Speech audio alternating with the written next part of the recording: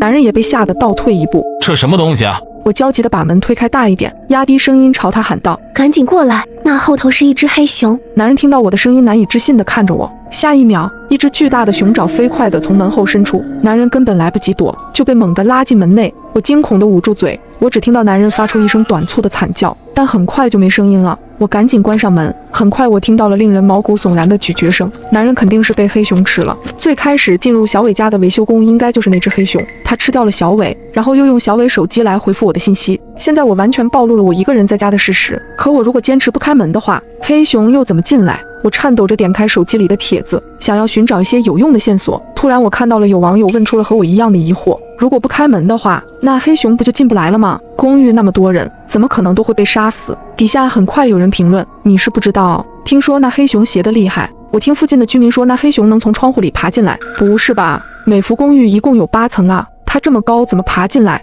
这是熊又不是蜘蛛侠，所以说那黑熊邪啊。而且之所以住户没听到什么声音，据说是因为那黑熊最先就拔掉受害人的舌头。别说了，我要睡不着觉了。我后背渗出黏腻的冷汗，难怪我刚刚只听到男人发出一声短促的惨叫，原来他的舌头被拔掉了。我立刻冲到家里的窗前，将所有窗户和阳台的门都锁好。这时房门被敲响，我看见402的男人站在我门口，他表情怪异，嘴角用力往上翘着，像是野兽在努力模仿人做表情。他一定是那只黑熊穿上了402的人皮。我屏住呼吸，不敢发出一点声音。突然门把手嘎吱转动了起来，紧接着门被撞得砰砰作响。他想用蛮力将门撞开，这怎么可能？这门可是结实的防盗门啊！但很快我就惊恐地瞪大眼睛，因为这结实的防盗门竟被黑熊撞得摇摇欲坠。我赶紧搬来了椅子抵住了门。正当我绝望的时刻，走廊尽头传来了开门声，是501开门了。半夜吵什么呢？我家孩子都被你吵醒了。他冲着男人质问道。我用尽全力朝着门外大喊：别出来，马上关门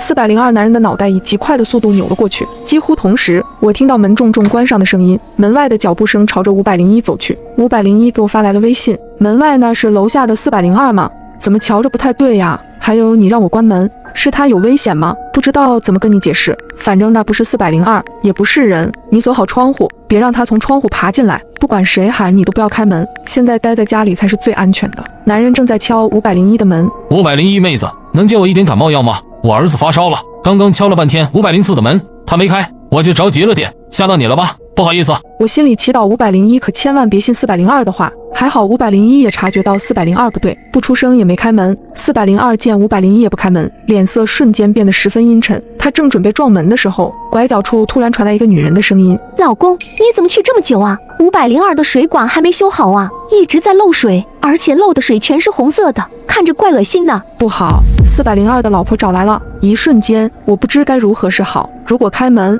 ，402极有可能闯进来；可如果不开门，402的女人就没有任何逃跑的机会了。老公，你怎么站在那儿不动啊？你不是去502吗？女人疑惑地朝着男人走去，不过她很快意识到了不对。血，怎么这么多血？这个时候402男主以极快的速度朝着女人咬去，女人甚至还没来得及反应过来，就被她的老公一下咬住了腿。我看见黑熊从男人的身体里钻了出来，女人此刻应该恐惧到了极点，因为她根本想不到藏在自己老公身体里的是一只大黑熊。走廊里只有女人抽搐般的啜泣声，可过了一会儿，就连声音都没有了。黑熊吃完人，又钻进了402的身体里，可我没想到，它不再朝着我这里走来，而是突然不见了。正当我忐忑不安的时候，突然我听到身后传来响声，我扭过头，差点吓得魂飞魄散。402的男人就趴在窗户上，脸死死地贴在上面，正目不转睛地看着我。他用手掌拍打着窗户的玻璃：你要是敢进来，我就跟你拼了！我朝着黑熊大吼道。此刻我都做好了死的准备。男人对我诡异一笑，他停止了拍打玻璃的举动，快速地爬了下去，消失在我的视野里。我愣住了，难道这黑熊放弃了？可不应该啊，一定有什么其他的原因。为了寻找线索，我又点进了帖子，我快速浏览着，希望能多找到一点有用的细节。有一个评论吸引了我的注意力，我有一个疑问，为什么叶苏苏和501是黑熊最后吃掉的呀？他先吃掉了504，然后把这2人留到了最后，我有点不理解。楼上的，这么跟你说吧，我老家都说黑熊血，是因为黑熊这玩意儿喜欢将最嫩的食物留到最后。你想想，叶苏苏长得那么漂亮，501还有一个婴儿，那婴儿被发现的时候，脑袋都被开瓢了。看到这个回复的瞬间，我汗毛耸立，